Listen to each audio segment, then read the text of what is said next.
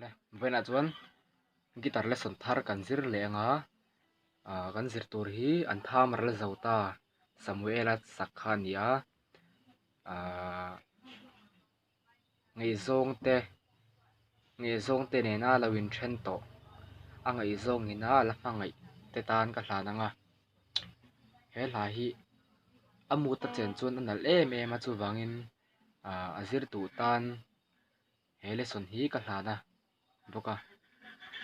kai chuan minol puina kan sak theinan minol puin kan sak theinan di in ka langa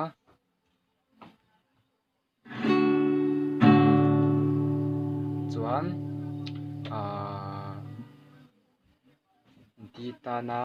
di ta na asang lai e minor kha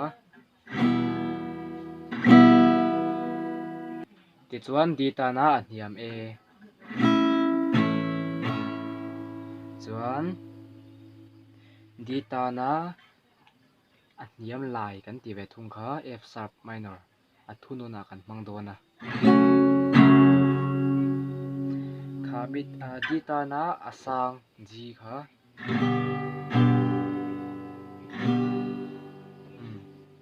khamite chord panga chaw kha kan hmang dona ni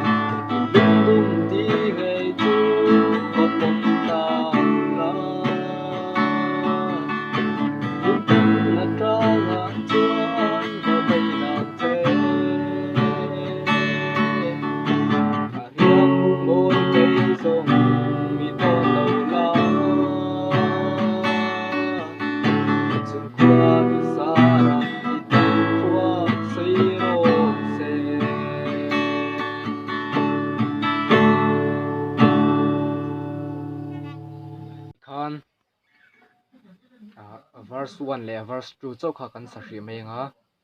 verse 3 kha chu video te a thui veu chuan en te alo shom thina khami wang khan thui lo theng turang ber ron ti ka tuma ma se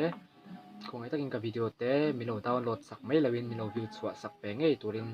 karon som chia milo la subscribe lo ni chuan milo subscribe la milo like sak ve thin don nia